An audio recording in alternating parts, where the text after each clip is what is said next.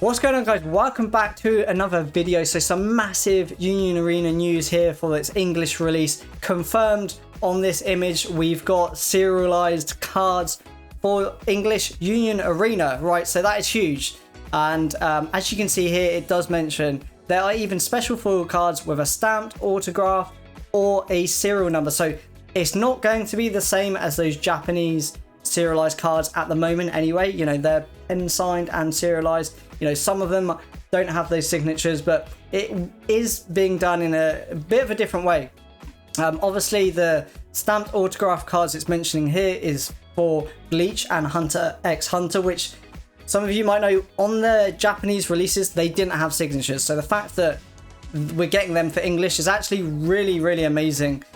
Because, you know, if you want these cards with the signatures on, you will have to pick up the English product to get them. It never came with their Japanese release because that was some of the first sets the Union Arena came out with, and for a little while Union Arena didn't have any signatures. But let's scroll on down and look at this serialized number card. So in the example here, they have given obviously JJK, and it is the 3-star card from the set. Now JJK obviously isn't getting those stamped signed cards, so I guess this is their way of, you know, making up for that, right? So there's no signatures, but they have added a serial stamping to this card, and actually we're getting 100 of them. You know, based on this image, we've actually got a sort of final number for how many there are. Obviously in Japanese it's quite different. We kind of have to sort of speculate on how many serialized cards for those pen signed autograph cards that there are.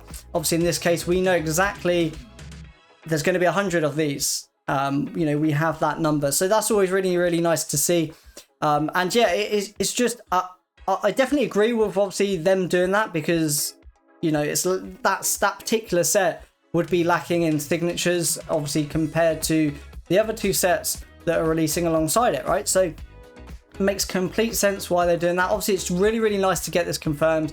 It is obviously different to the Japanese serial cards because, you know, they're pen signed typically, and, you know, it's done a bit different. Generally those are all action point cards, and I guess this would be the first serialized card that I guess isn't an action point card in Union Arena. So definitely really, really nice to see.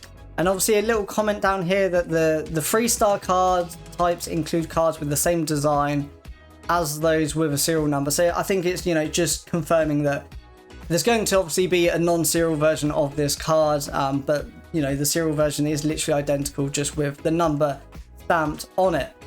Now going forward, what does this mean? You know, obviously if we've got other sets coming out that they are unable to get those signatures, I'm going to expect they're going to give it the same treatment. We're going to get a serial number on that card, and obviously like characters stamped on there, you know, as per like the usual design for when they don't have signatures. What I think it will be really, really interesting to see is going forward, like, are we going to get those pen signed serial cards? You know, obviously that is the only thing that's missing at the moment from the English releases. You know, obviously English isn't out yet anyway, but obviously we have to bear in mind that we didn't start getting those pen signed serialized cards until sort of around Nikkei and Sword Art Online. It was around that time they started to introduce those pen signed serial cards, and, you know, that was nowhere near the beginning of the release for Union Arena. As I said, they didn't even have stamp signatures at the start for releases. So I think it'd be really interesting to see, because I feel like a lot of people are speculating as to whether we will get pen signed cards in English, and if we do, are we going to get the Japanese voice actor signature, or are we going to get an English voice actor signature? Now personally, I both hope and think it would be the Japanese voice actor pen signing it, because it would seem odd to have these cards here, for example, obviously are signed by the Japanese voice actors, so, but it's the English release. So it would be weird if they did this and then the action point is actually signed by the English voice actor, but all the other cards in the set are signed by Japanese voice actors. The only thing that can obviously affect that is the logistics involved in printing this English set and then having to get someone to physically pen sign them that would be in Japan. You know, there's that side to it as well. Honestly, I really have no idea like if we will get pen signed serialized cards.